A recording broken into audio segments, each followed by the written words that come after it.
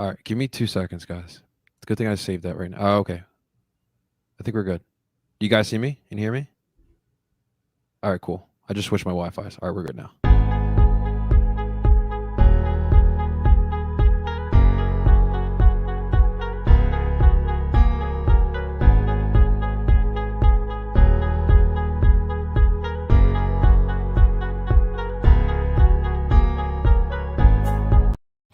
What the heck's going on?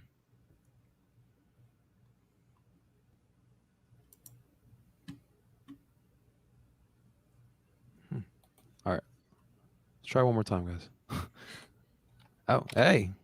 Hey, what's going on, everyone? Dupetas y Dupetas. Today on Dupe by the River. Today we're going to review what just happened yesterday at Subaru Park against Club America. We are also going to look ahead at this upcoming Sunday. We're following the Birds today. We're going to be facing off against Orlando City, and your boys here on Dupe by the River are going to preview that as well. And don't you dare go anywhere, guys, because you do not want to miss this episode of Dupe by the River. Let's get this started, guys.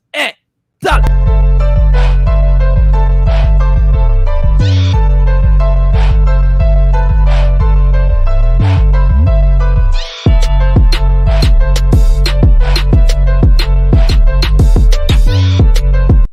And that is right. Welcome, everyone, to Dupe by the River, the show where we follow everything Philadelphia Union, brought to you by Philly Sports Network.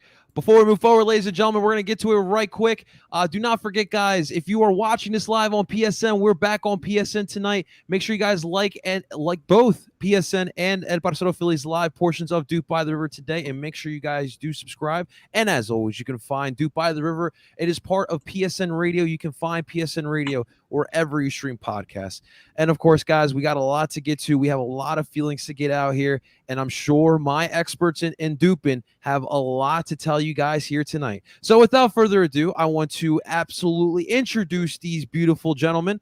First off, let's start off with my man, Mr. Zach Lobaso. What's up, Zach? How you doing, man? I'm good, man. I'm good. Good. Got some Union to talk about. And we got some Thursday night football to watch. It's a good day. It's a good day. And for all of us here who are NFC East fans, we are very, very much looking forward to tonight's Thursday night football. And of course, the other football as well that will be played this upcoming Sunday, and the football that was played yesterday. So I'm sure you were in your lab yesterday critiquing this Union team, and I'm excited to see what you got to say, man. You know it. and of course, my man, he's rocking this beautiful Colombian 2018 kit, World Cup kit. I absolutely love it. Please welcome my man, Justin La Maravilla Calva Freiberg. What's going on, Justin? How you doing, man? For once, I can't complain. It's Thursday. There's football on the TV. And we got some. I got some hot takes. Snap! I'm locked and I'm locked and loaded after thinking about last night and what an experience, what an atmosphere it was. Oh my God. I have some thoughts. Whether people agree with those thoughts will be seen, but I got some thoughts. So let's get at it. I hear you, Kada. Thank you so much. Listen, the Philly Sports Guy's got his full slate of Eagles football, but we'll definitely make it work. We'll try to get him back out there. I appreciate that love from my man, the Philly Sports Guy, big friend to the podcast. And Kada absolutely loves your shirt too, man. You picked a good one here tonight, man. Of course, gotta rep some. Gotta rep a nice kit. I guess now I got to get myself a USMNT kit. Jeez. Hey, I say, Johnny, I got two Columbia kits. So hey, that's I need to get one at least here, man. I don't know the Pepe kit is looking good right now. I'm just saying, or Brandon Aronson or Mark McKenzie. Oh, dude, give me a Pepe kit. You've inspired me, John. You've inspired me. Yes, man, absolutely. But gentlemen, let's dive right into this. Of course, last night, as we all know, the Philadelphia Union played their second leg of the CCL semifinals match against Club America. And it was so Zach was not there, but Justin, myself, and Tim were there. Tim's obviously not here tonight with us, but I think for all of us, we can say, look, we do want to give props to Club America. They did travel well, even from all over the region here in the northeast part of America. I heard a story where a group of fans, a family of Club America fans, traveled from Dallas, Texas, all the way to Philadelphia. And if you know travel in the United States, that is no 2-hour drive. Okay, that's a Oh, pretty yeah, lengthy no. one. If you looked at the main contingent of supporters over from 131 to 133, I mean, I saw Salt Lake Vegas, City, yeah, Detroit. Austin, Detroit, DC, Miami. Like it was everywhere. And I had people who were like, "Oh, how many fans?" I'm like, "Yeah, they are the largest club in North America By far, and the by most far. successful." I said, "Like, yeah, okay, you know what? It was kind of an away game for a home game, but you know what? Like, I'm like, I give them mad respect. I give them mad respect for traveling that well. I would love to see the Union do that one day. Like that's just insane." And I heard that family from Texas didn't even have tickets when they got here. Yep. Like they went and scalped. Like they might not have even gotten in the stadium. Like that's crazy. And That also to the SOB's credit, I thought it was very like dependent on when in the game was happening, was very 50-50 on which group I heard most. Like Sons of Ben definitely were loud when the Union were like cooking. Like when they were on the offensive and they were peppering the goal for 15-20 minutes for both halves, the SOB was rocking for sure. Yeah, I mean, listen. At the end of the day, it. Look, we were out, man, and that's I think we can take that loss there as far as fans, but again, credit to those guys. They showed up. They traveled well. They were loud for 90 minutes. There was the instance, I believe, around the 75th minute where you saw Club America fans start pulling out their phones, and I this is brand new to me, honestly. But they pulled out the phones. They were doing they put the flashlights on, and if you've ever been to a concert, you wave your hand back and forth. That's pretty much what was going on throughout the pitch. So it was definitely some cool scenes. Look, last night there was some ugly, and I just kind of wanted to get that out of the way because obviously, Twitter was very active, and I'm hearing those wonderful Facebook groups were very active as well last night. But look, yes, there was fans pissing in stands. There was Club America fans pissing in the stands. Club America fans spitting on other fans.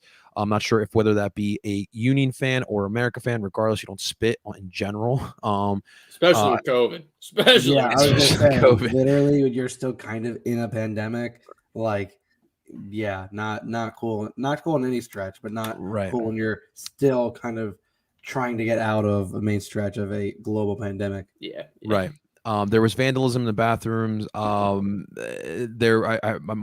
favorite capo Adam Booth got some great words of wisdom from the Club America capos or supporters group. I don't know what it was, but and it all culminated in what happened at 2 p.m. this morning in South Philly on Passyunk Ave at Pat Steaks, where no Union fan was involved. I don't even think a Philadelphian was involved in this predicament, but looked like a bunch of Club America fans. Obviously were drinking. You saw the Modelos on the table.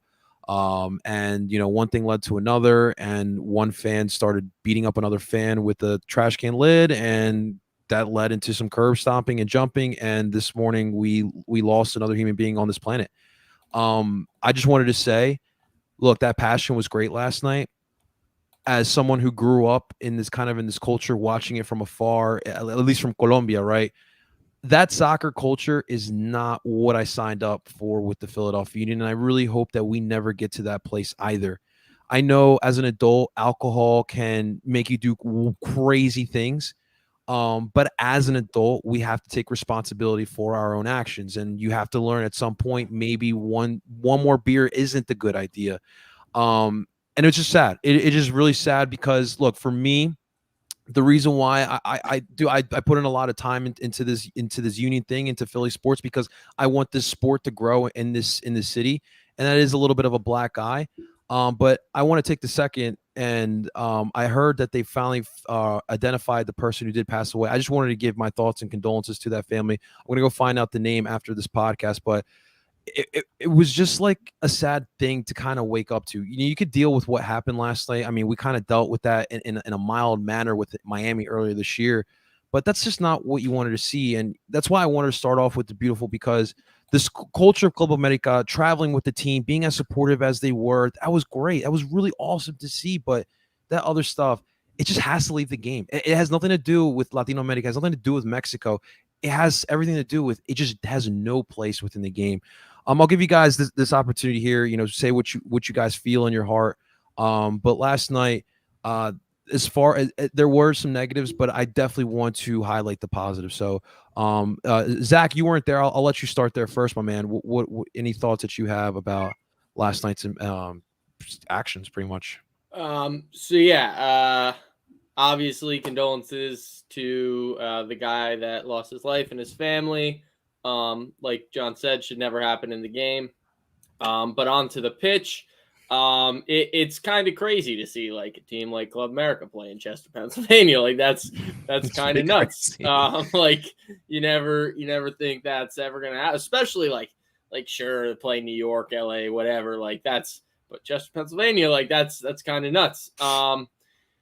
And I think that, I mean, they lost 2-0, but I thought the Union definitely held their own. And at the end of the game, they were definitely gassed because they were pressing like they were all last year. And I don't think they necessarily have the same legs that they had last year, but they definitely held their own and they had their chances. In my opinion, like they could have won the tie. Like there was definite opportunity to win that tie and advance to the final. And I'm sure we'll address it in a little bit, but at number 9 situations, definitely still haunting the Union. But at the end of the day, like the atmosphere from where I was sitting in my room watching the game was awesome. It was loud, like both sides, like you heard America fans chanting, you heard the SOB chanting. And it was just a very kind of surreal experience watching the game. A game of that magnitude played like in our backyard. Yeah, and that's one thing I do feel like Philadelphia, as in general, didn't realize is we had the biggest club in North America here, and it was pretty cool to see. Like I think I told Justin this before the game. We'll be telling our grandkids this. Like we watched the Union in the first CCL semifinals play to the almighty Club America. Justin, anything you wanted to add or say to the whole off the pitch situations? Yeah. So leading up to it, I didn't have many expectations because it was like you're joining the experience for what it is. You're playing in the largest tournament in North America against the largest club in North America. And I kept telling my good friend, I said, listen, like, I hope you understand this is something huge. Like we're experiencing history right now with this club.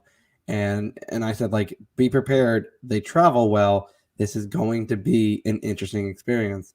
And we pulled up, and the first thing I see is a dude, draped in Club America flags, pulling a wagon full of Club America flags to sell. Every corner, they were hawking some kind of Club America gear. I saw large pockets of Club America fans just hanging out, just chilling. I was walking from my car over the SOB lot. I had a few guys kind of, playfully ribbing me and, talking, and they were cool guys. It was just, it was a nice atmosphere.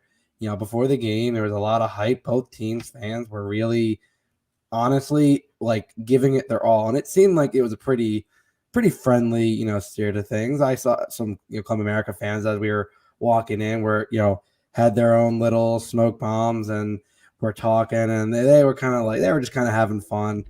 And during the game, yeah, it was a wild atmosphere. Like I couldn't believe it. And yeah, towards the end, things kind of started to get a little rough. The parts of the game that I don't love. With all the, I understand being passionate and an ultra, but sometimes the hooliganism gets a little much. So yeah. And when I heard that what happened at 2 a.m. and they said, yeah, it was a group of Club America fans. The kid identified traveled from New York. Yeah. It was a whole, it was, an argument gone wrong. And it's, I mean, like, I love the sport. It's I live and breathe soccer. I watch as much as I can. I play the sport. I love everything about the sport. It's provided so much to me, to the world, to a lot of people, but it's nothing to hurt other people over. Right. And I don't get it. Like, it's the one thing of soccer. I try to, I defend the sport a lot, but it's something I can't defend because it's just like there's a line. There's a line, whether or not you're a fan, whether or not you're a human being, that was absolutely crossed last night. And so thoughts and prayers with that gentleman's family. I honestly can't imagine going to a soccer game and and then finding hearing that your son, brother, father, husband had been killed right after probably one of the best nights of his life, watching his team move on to the CCL finals. Right. So like I said, thoughts and prayers to the family, and it kind of disgusts me that stuff like this is dirty is the beautiful game. Right. I mean, you hit it on the head. I mean, it's crazy. We call it the beautiful game, but we do have, and that's like anything in life. You do have some of these ugly instances, but again, just it's about remembering the positive, and you know what else, too, guys? We didn't even mention.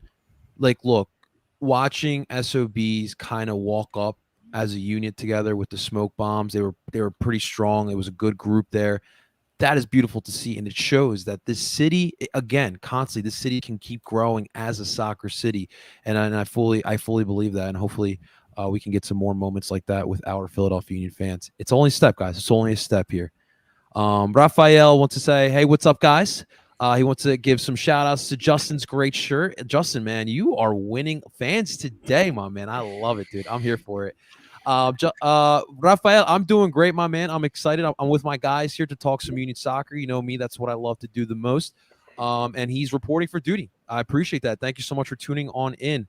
God, Philly were so good but couldn't finish. MLS still lacks that killer instinct in this competition, but all credit to the Union with their squad. We'll definitely talk about. It's It's a loaded question. That's a loaded response because it goes more than just the game itself. It goes into the structures of the leagues and how much of a budget Liga MX, even the lowest of Liga MX clubs, have compared to the MLS clubs. So that's a different discussion for a different day. Yeah, we'll definitely dive deeper into that a little bit later, but somewhat I agree with that. Against bigger teams, you have to capitalize on your chances. Montero with the PK and Glezes, I think, with the solo header before the half. Great points there, and those are things that we'll definitely talk about as well. Thank you, AK Gaming. Listen, it is what it is. Like anything in life, AK Gaming, I always say, it's an opportunity to learn, from something like that. So, thank you so much, Gala, as well. Are you good there, Zach? Yeah, you went down the wrong bite there, man. Zach's over here wasting time. Give him the yellow. Oh, jeez. That's another thing I have for this game. But all right, well, guys, let's get into it. Right, so last night, look, like Justin said, not too many expectations going into last night. When you're down 2-0, you're facing the almighty Club America. You look in the stands; it's mostly yellow, right? But the Union, I will say, I'll give it 80, 85 minutes. I felt like they played really hard against Club America, despite the gap in talent there. In the first half, I will say that this is me, and I guess some people don't agree. I felt like the calls were leaning more towards Club America on some instances. That like I call it how it is, and that's just how I saw. Second half, I thought it was much better, but that's just what I saw in the first half. Obviously, in the second half, the story was that 50th minute where Casper draws the foul in the box, and of course, Jamiro Montero goes up for the penalty kick. Remind you, Casper was going to take it, and Jamiro waved him off, and Jamiro said, "I'm gonna take this. We'll discuss what we think about that in a little bit." But Jamiro goes and takes it, and Memo kind of guessed it, but Jamiro still had that gap to make it, and he hit the post, and we wasted an opportunity. Kind of was a deflating moment later on in the 79th minute. Benedetti of Club America gets a goal, and then in the 93rd minute, Henry of Club America gets the nail on the coffin, and Club America wins 2-0, 4-0 on total aggregate, and eliminate your Philadelphia Union out of CCL. What I want to start off with, guys, I'm proud of this team. I'm straight up proud of this team. Listen, guys, Philadelphia Union don't have 100 years worth of history like Club America does. Philadelphia Union don't have the money that Club America has. But we took yet again another step in 2021. Last year, it was winning the supporter sheet, or no, sorry, 2019. 2019, it was about winning their first playoff game. 2020, you won a supporter shield, you won some hardware. 2021, you made your name known in your own continent. And I'm extremely proud we made it to the semifinals. Club America is who it is. I mean, you take for what you can from those two legs, and we will definitely we'll move on here into the next part of our season. But guys, I want to start off here. Obviously, the narrative of the season for the Philadelphia Union has been the dysfunction with the attack. Justin, I'll start with you. What did you see from this attack? I did see that they seemed like hungry. They were hungry. They looked more not clean. But I saw more effort from the attack. What did you see from the attack yesterday night? For once, I actually saw strikers that were hungry to get goals and to get chances. Now, yeah, you have Corey maybe taking a second too long and creating a great chance, and Casper had a few, near, but like he was dragging the defenders, and they were honestly it was the best I had seen from the striker core in a while. What was very clear in my eyes, and this is going to be hot take number one of many. I just think Jamiro does not work in this offense. Every time you would have Brujo, even Brujo would bring the ball up, and once I got to Jamiro, the play kind of stalled because he'd try to take on three defenders. Or he would, he'd drag it to the corner and no one would be following him. Or if someone's making the run, he'd wait till too late to try to make the pass, or he'd cook a pass way too hard. And I don't know. It leads me to believe, and I still think that Jamiro won't be here next season. I think that based on what happened in the DC game with all the stuff related to the locker room incident, I think there's a lot of friction in this locker room, and I don't think it's a widespread thing. I think it's centralized on a few players, and I think Jamiro's part of it.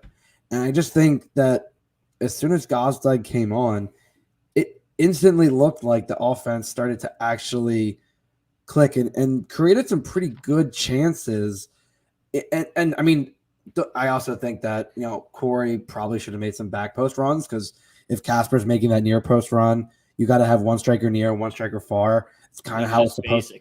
It's literally in a two-striker system. Yeah, that's the most basic of concepts.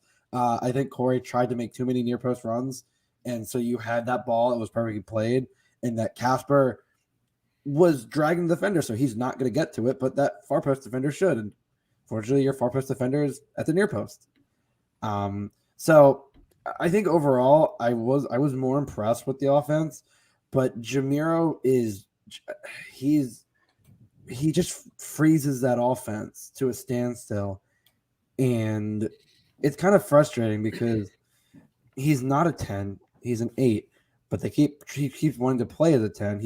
They keep putting him at a 10, and it's creating havoc on the offense.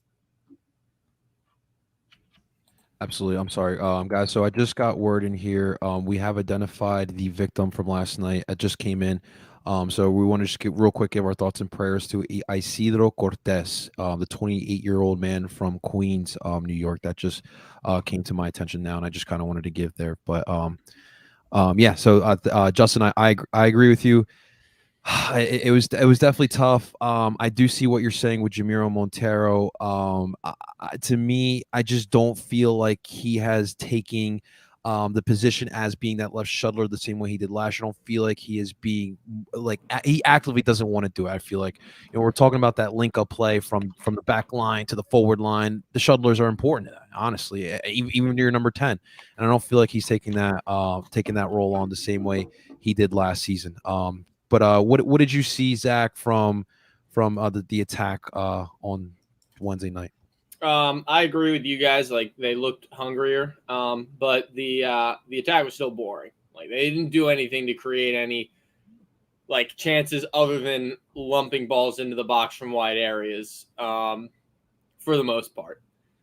And I just think that, as Justin said, like it has to do a lot with Jamiro because of the fact that like he's not very creative. Even though he probably thinks he is. He thinks he's the second coming of Leo Messi, I guess. But that's a good point. But he is not. He's the second coming of Jack Wilshere, more like it. Hey, don't disrespect Jack like that, all right? Don't disrespect Jack like that, okay? But no, it was just like, and there were again, we had the header from Glesnes, the near post shot from Glesnes that went wide, the pen, and we had Brujo take another 2 shots from like 35 yards out. Granted, one of them was on target. Oh my god, that one first was like, one. It right? did. It was like, now it did not challenge Memo at all. Like he was there. He's like, thank you. The second one went into the river, I'm pretty sure. If I would be surprised if it wasn't floating. It almost hit a nice tifo, man. Today. But yeah, it's just like there's no attacking identity other than let's get the ball to our outside backs. And as soon as they get within 35 yards, they can cross it whenever they want. And that's just not a good way to score. Like it doesn't work. Right. And you saw the second goal now it was really bad defending from Glesnes, but the second goal they scored was them winning the end line, playing a ball across to the 6 on the ground, and the guy tapping it in at the back post. That's how you score goals off crosses. And I honestly, guys, I thought it was very interesting that Jim decided to go with Jamiro over Gazdak because I felt like that lineup was working in Mexico. Honestly, like I remember. I mean, we all remember that first instance in Mexico in the second minute. I mean, Gazdak getting it to Casper. So I definitely did question that lineup decision there with going with Jamiro over Gazdak.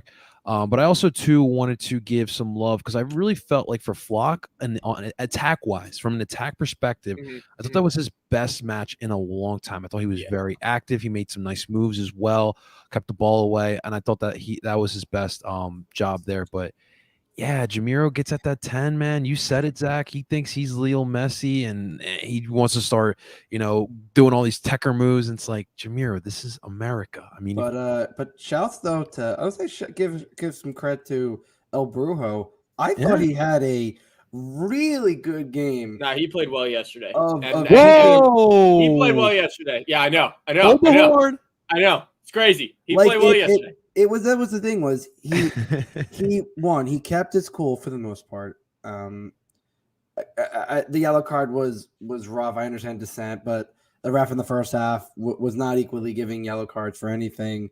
It was some of the worst reffing in that first half I've ever seen. The cards made no sense. The fouls were pretty soft, even by CONCACAF standards.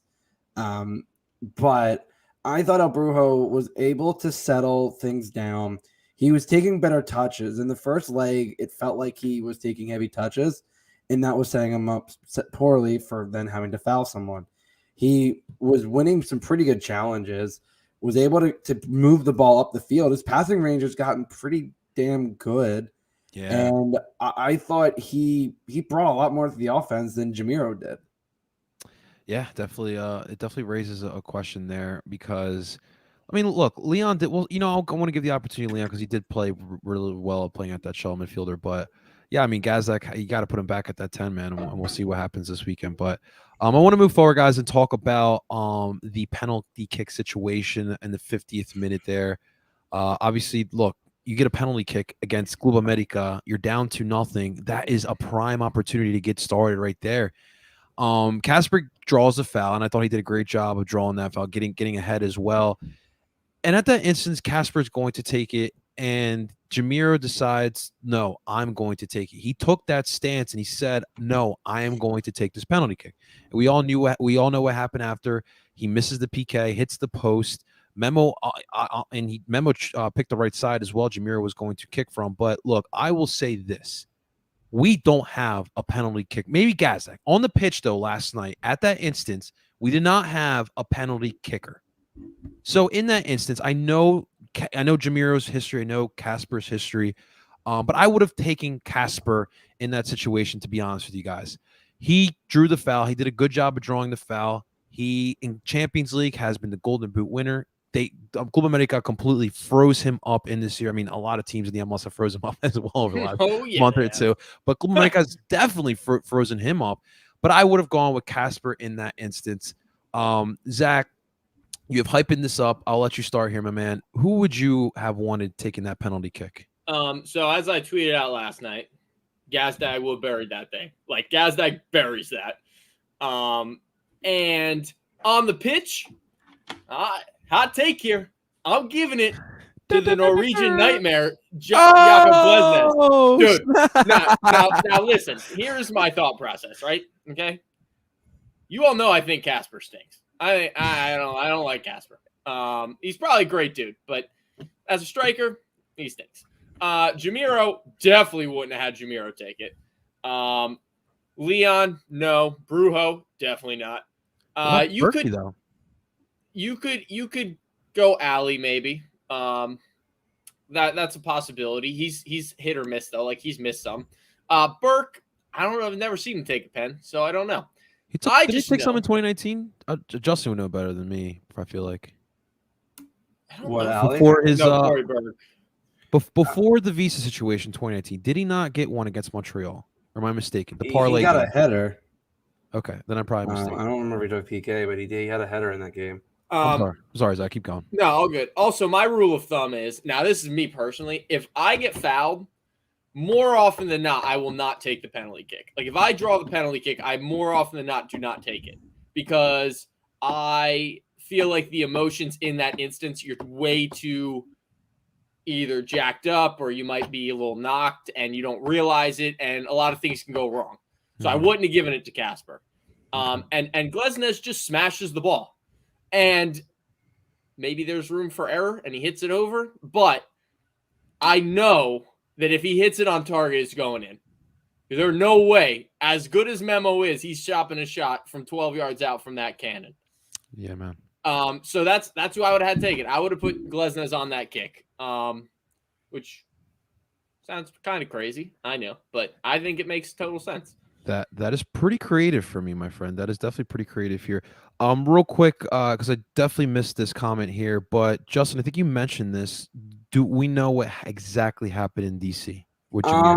It's a kind of a lot of like stuff from the media and kind of like stuff being tweeted, like based on reading between the lines. From my understanding, I think Kai Jamiro, I think, had it out. I think there was some arguments. Jamiro wasn't happy. He was subbed off. Kai like stormed off the field. I think there was a bit of like trying to settle things. So I think the locker room, for the most part, has been fine. But I think there's been some uneasy tension, and I think that especially with the Jamiro transfer situation, I think that I know he, his family's here, and I think that settled things. But I think I don't know if his head's still here, and I think that I don't know if that leads to it. But that's as far as I know from what I heard from DC. It wasn't anything like that definitely happened. It's like people kind of said what they could from what they heard. I don't know if you guys thought yesterday too, but he looked like he was gonna miss that penalty kick. Like the way he was like standing there, I was like, I don't think it's going in. Like it didn't look like it was a confident, like, I'm back this Jamiro. And something does seem off. And look, this is all observations, but when I see Jamiro interacting with his teammates, it seems like he has this relationship more towards like Olivier Mbaizo and Sergio Santos. I don't really see him interacting too much with Ali. Now we know what happened with Kai.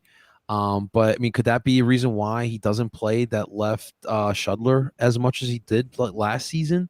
I mean, I remember 2019 the chemistry that Kai, Brendan, and Casper had for a lot of that season. So that definitely does bring up some interesting questions. But Justin, I'll want to get your opinions on it as well. Who would you have wanted to take that PK? Casper. I'm my role opposite of Zach is you get fouled, you take the PK. Well, now my thing is like you get the choice, but my personal rule is I usually don't take it. And for me the same way. Even I wouldn't want to take it, but in that situation, Jamiro has not really been a great PK taker for this team. I agree, and totally. I would have taken Ali, Casper, Corey, Leon. Like I would have taken anybody at that point, and it leads me to the whole thing about that Jamiro is kind of messing with this offense, and I think that PK early in the second half could have potentially made it for a really interesting half. I will say, on a related note, I am surprised that the ref got that right. There was questions potentially. It was. I wouldn't say it was Dogso because it wasn't there. There wasn't enough distance where that was a case. People thought so. I knew it was at very least it was a yellow and it was in the box. But I will say, I don't know what the hell was going on with the refs this game. And the one thing, besides the first half, besides the disparity in the yellow cards, because there was not any equal cards, like something that got a card here was barely a foul on the other side. So I think there was a bit of disparity of calls. But I'm sorry. What on earth was VAR checking for on that foul? I have no idea. Because it was not mistaken identity. It was not a red card offense.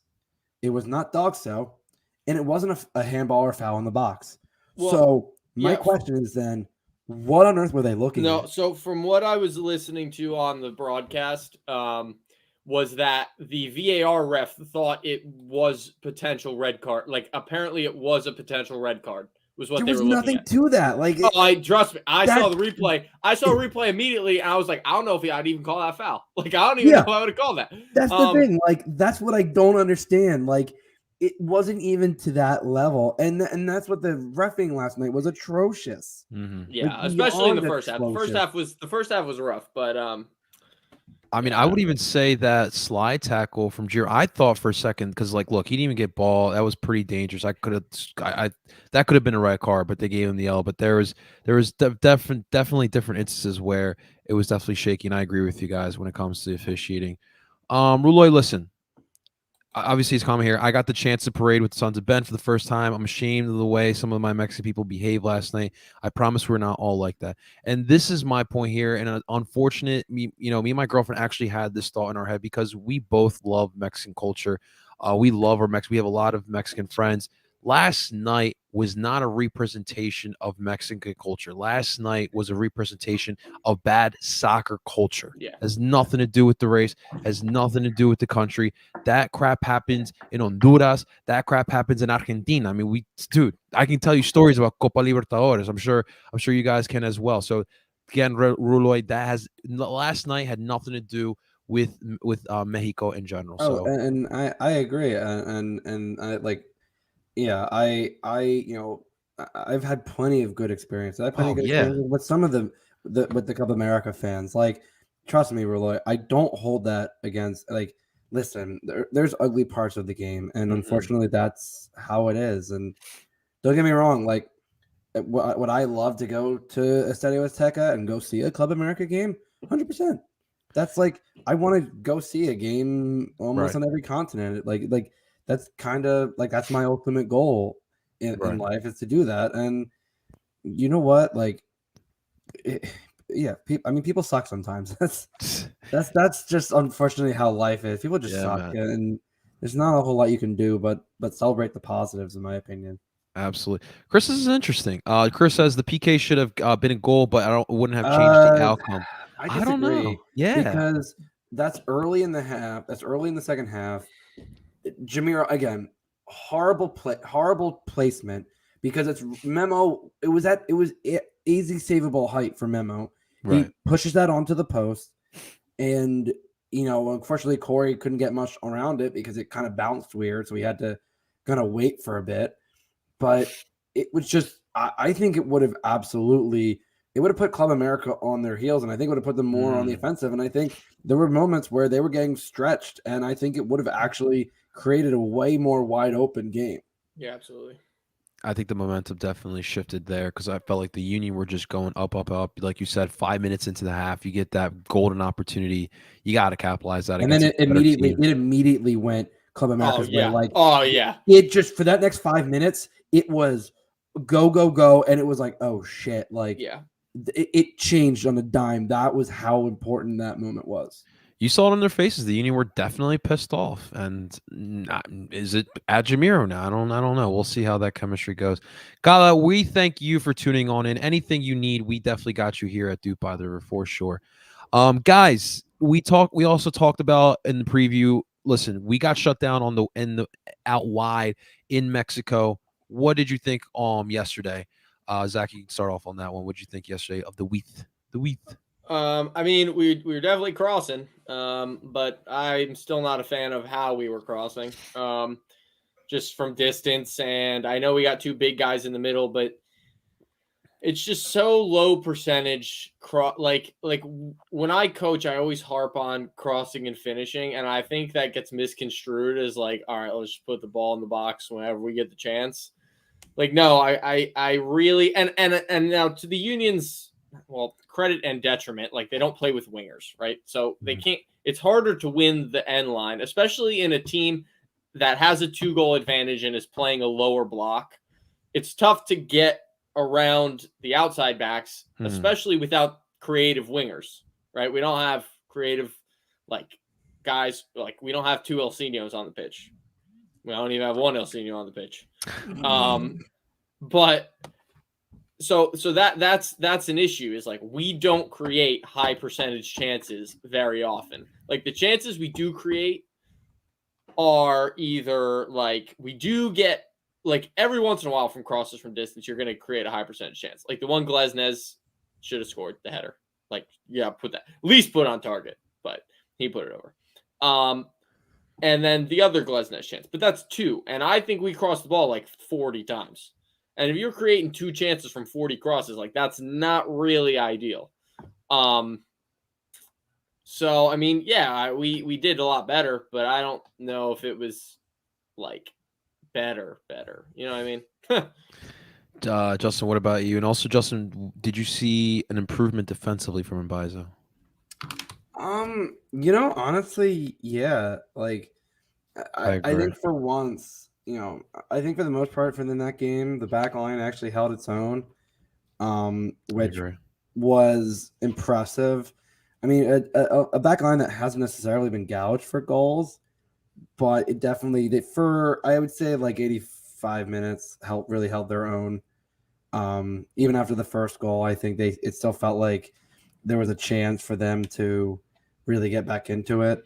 But yeah, I think Bizo actually handled his own and didn't get torn up like he did in the first leg before he got subbed out.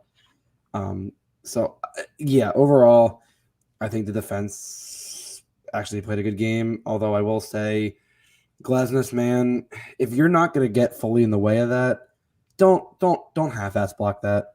Right. Like, as a goalie, I absolutely hate when players just stick out a foot and kind of half-ass block it and it deflects the other way. Like, it looked like Andre had that.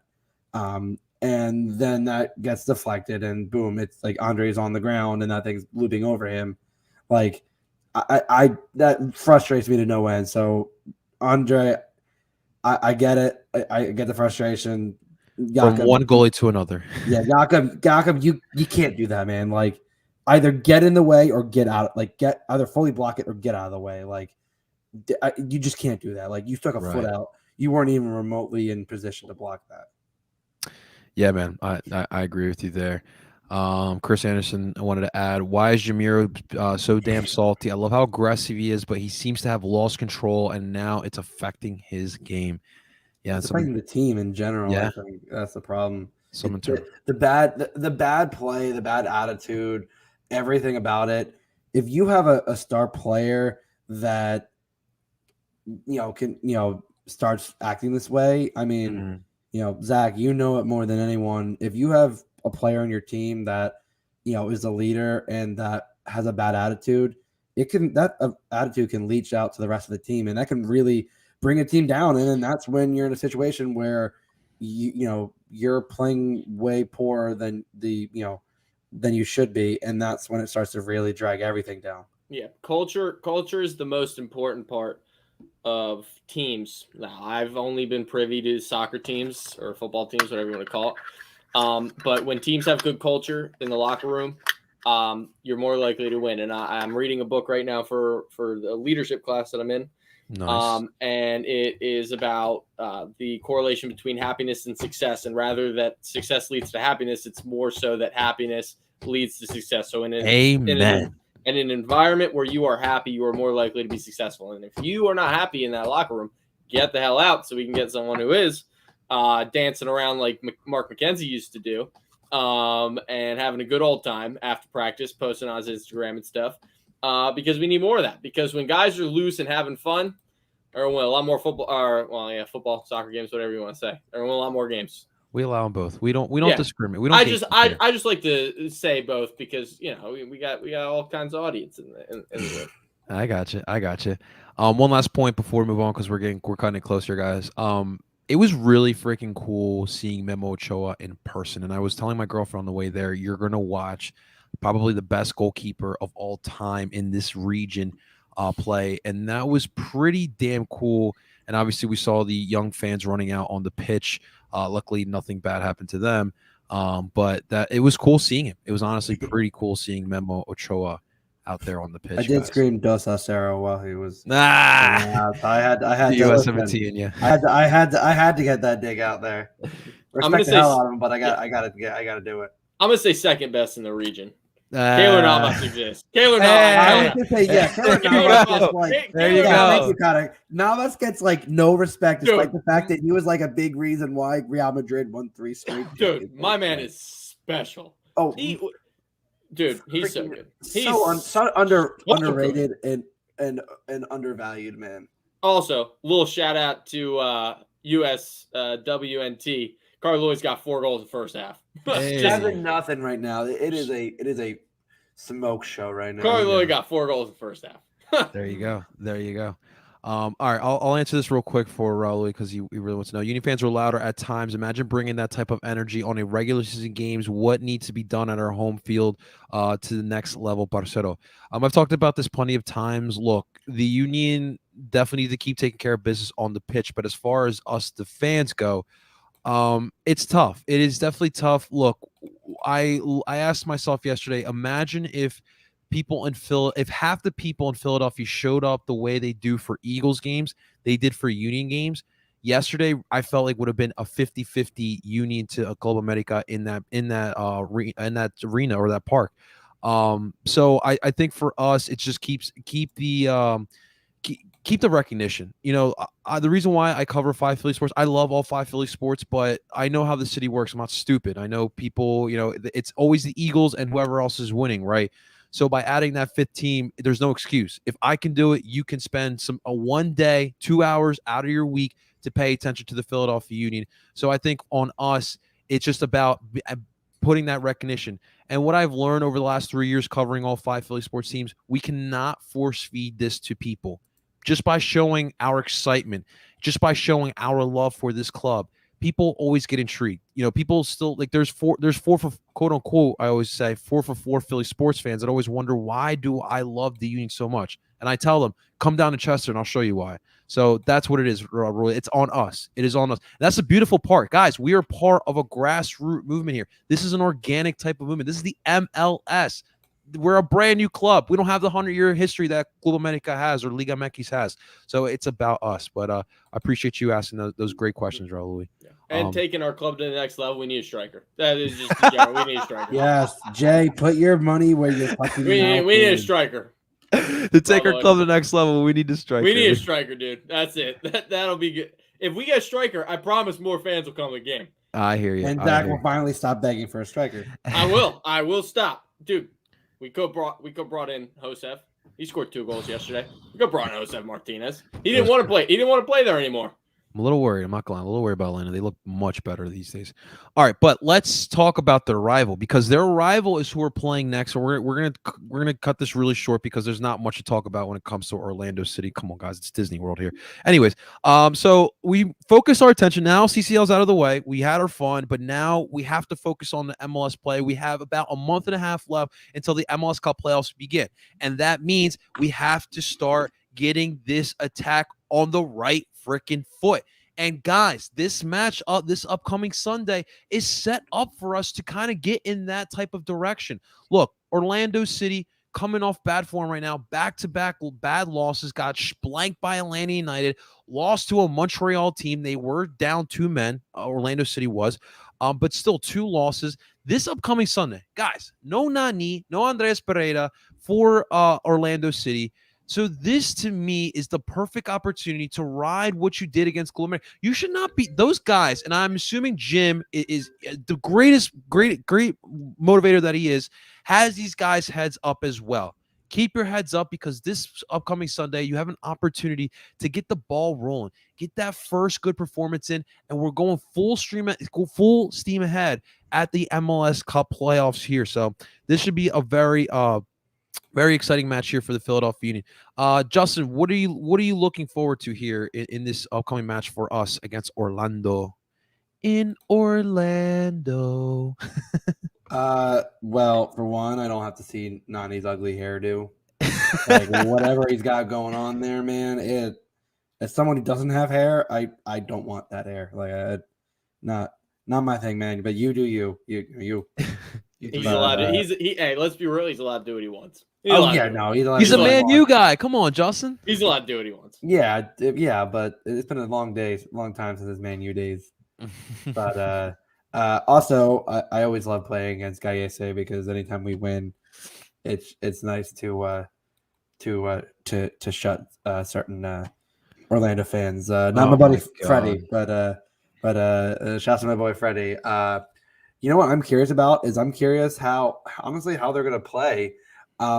Mainly because as I talked to Freddie before this morning before the pod, he's told me there's been some reports out of Orlando that they haven't been playing well lately, and Oscar Pareja's starting to lose the locker room. If reports are true, it happened with Dallas. When the coach starts to lose the locker room, it can really start to create a lot of honestly, same thing that the Union right now can create a lot of ugly play on the field. So I'm actually curious, one, if Jim rotates.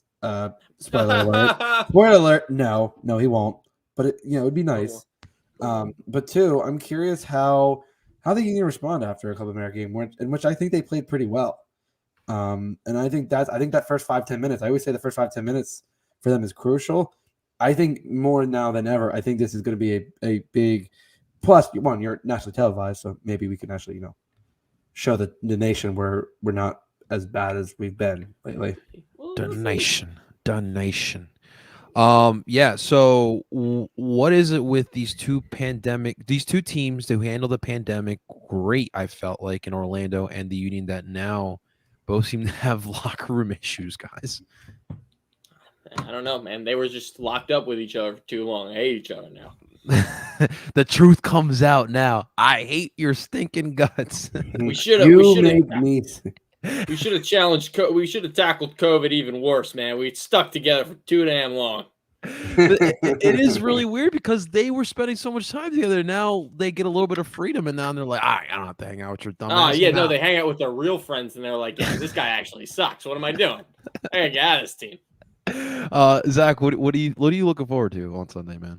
It's not even on the Union side. I'm looking forward to watching Daryl DK play a little bit. He said the name. Even though he has lost his spot to the kid.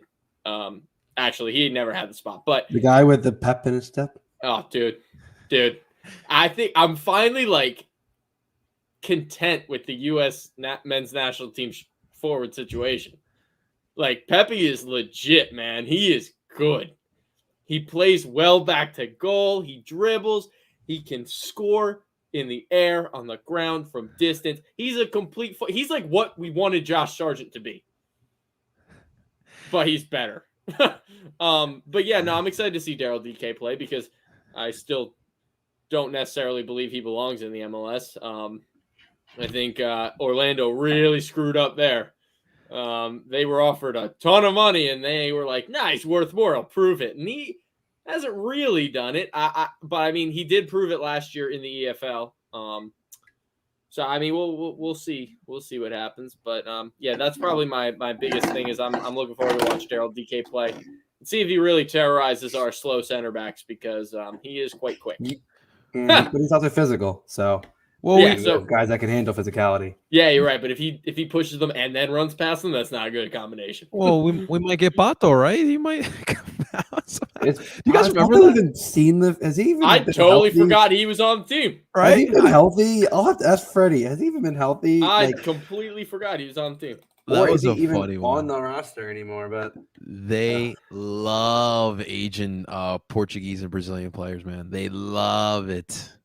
It is pretty hilarious there. But to the point with Daryl DK, look, I felt like Glaz's had a really strong match yesterday defensively wise. I really felt like he didn't look scared at all. And I'm curious if that's going to be the matchup there. I'm sure it's going to be a joint effort with Elliott and Glaznes, or I mean, I don't know, Justin. Maybe we will see a little bit of rotation with the center backs, but we're going to see Bueno, Davo. Oh man. Well, if Courtney's listening, she probably wants a really Colin start. Dude, yeah, put him in. I don't care at this point. Stick him in there. Should be fun. So that leads to my next question here, guys. What do you, we'll start with Justin here. What do you see the lineup being on Sunday? You know, I want to say this rotation, and part of me is saying no. Don't be an idiot. We're not going to rotate. We have Jim as a manager. Yeah, I mean, listen.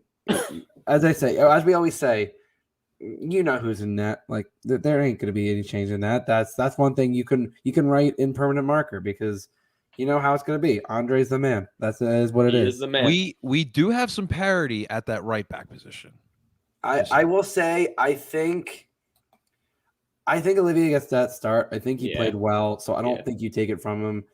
I think obviously Kai is, and I think on Friday I don't think you rotate the center backs because I like Finlay, but I don't see him as someone that matches well against a physical bruiser like DK. I concur. So I think you keep that the same. Now in the midfield, here's where I want to do a little experimentation here. Oh boy. I'm gonna throw a real wild midfield. I'm gonna go even though Ali didn't have a bad game. I'm going Brujo, Bueno. Wait, where are you putting these guys? So Brujo's obviously at the 6. Okay, cool. I think Bueno and Leon are your shuttlers. I think Gazdag up top. Up top or attacking mid? Well, up top of the diamond. Yeah. Okay. That's it. And then your strikers, I still think Casper gets it. And I think Casper and Corey, I think honestly, was not a bad pairing. I think if you have Davo on the bench, I think he could be a great option for 30 minutes or so. I don't know if Sergio's going to be around. I know he picked up a knock before. I mean, he was hurt for the New England game. Let's be honest. Everyone knew he was hurt and he tried to make it and he couldn't. At least, you saw him go back to the bench. He picked up a knock before Copa America. So I don't know if he's going to be available. If he is, great. If not, don't force him. I think Davo can bring that speed off the bench. It very intriguing. I don't think your lineup was too crazy, but 2 lefties at your shuttlers. I mean, I think it. I'm going to give Ali a rest. Right. The two, I don't think it particularly matters on which Okay. side of the. I mean, And either if you play way, in the midfield, you should be able to use both feet. yeah, like either way, I think you're gonna have guys that can bring the ball up, Right. and That's the Gazdag important will have players that can run over top him and give him that width, give him that space, and really move the ball up a little quicker than I think they've been doing in the past. Okay. What about you, Zach? I think I'm pretty similar with Justin. Gazdag definitely gets a start for me after that, Jamiro performance. If we can call it a performance. It's a something, all right. Yeah, he was out there. He was definitely out there. But I think, Brujo starts. He played well. I'm going to go. I want Jack to start. I really want Jack to start. And I think I'm going to go Jack and Allie. Okay. I guess 2 righties now. So I guess it really doesn't matter. Is Jack? I thought Jack was a lefty, no? Was he lefty? I'm pretty sure Jack's Well, lefty. I don't know. Because I thought that Jim had complimented him on his comparison to Harris, and Harris was a lefty, no? Okay. I could be wrong. But I thought Jack McMillan was a lefty. But up top, Casper gets it, but I'm going Quinn. You think Quinn should be the striker at the well, I think Casper and Quinn are gonna Casper and Quinn, gotcha. Yeah, I like Casper that. Quinn. No, you know me. I like Quinn. I like to see Quinn more as that second forward along with Casper. Yeah, Casper and Quinn. I'm definitely in on that. What about those prediction guys? Justin, what you got for me? I think it's gonna be an interesting game, nationally televised and all. I think Daryl DK does get a goal, and I think it's gonna be he's just gonna bruise his way and blast one upper 90 as he does with all the power he's got, and he shouldn't even be around here. He doesn't belong. He doesn't belong here. He should be in Europe. You need to leave. I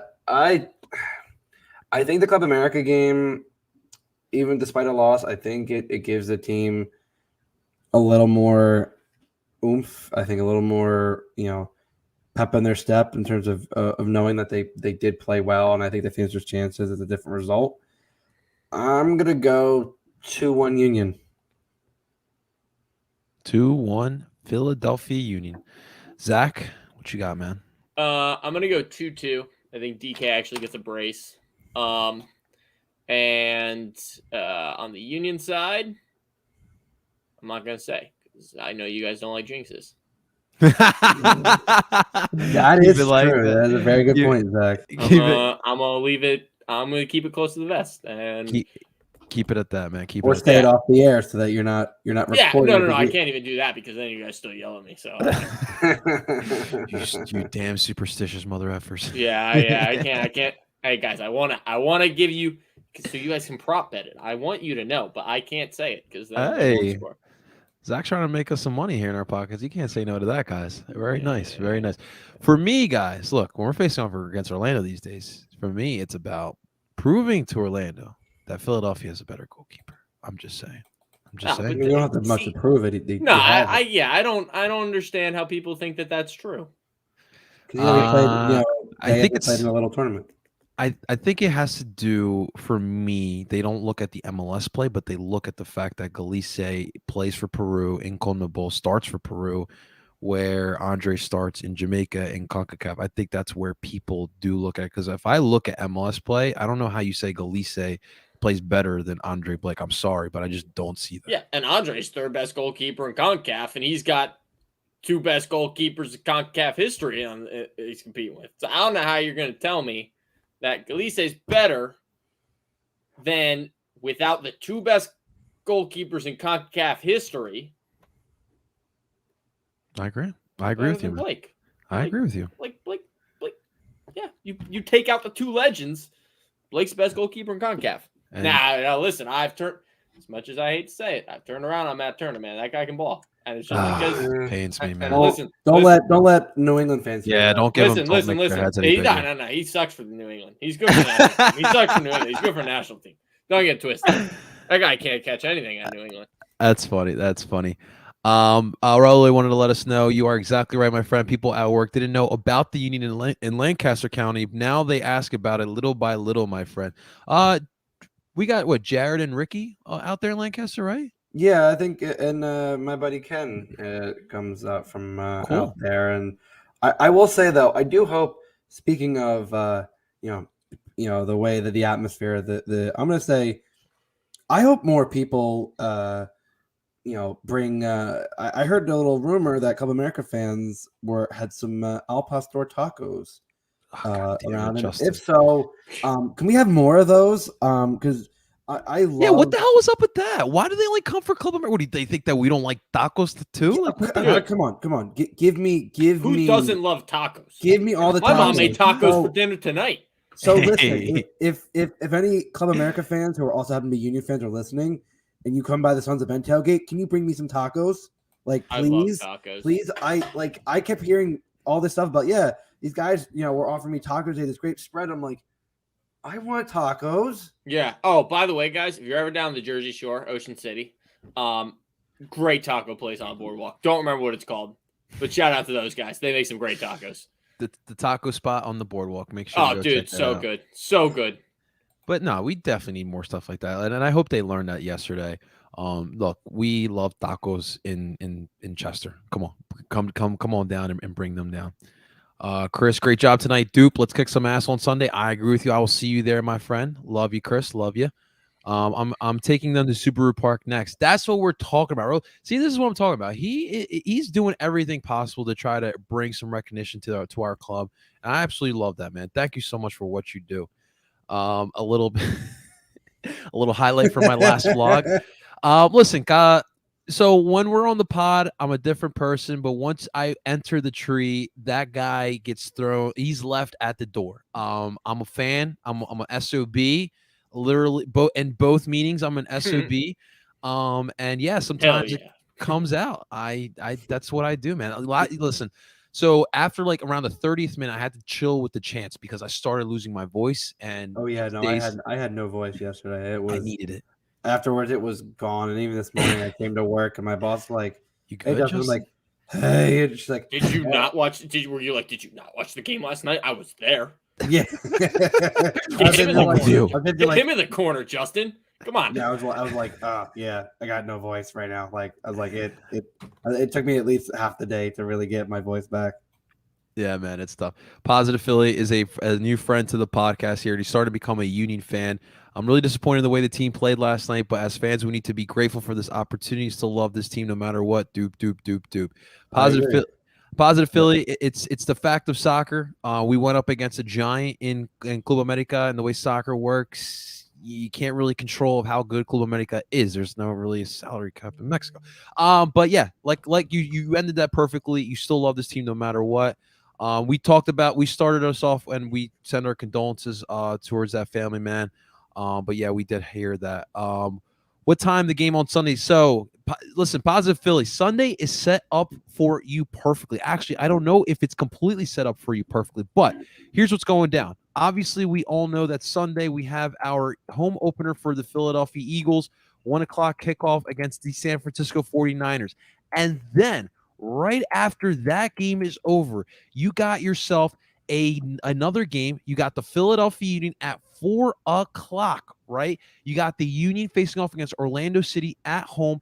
And then the best way to end it, unfortunately, the Phillies will not be in Philly, but they will be up in New York, Queens, to face off against the Mets at 7:08.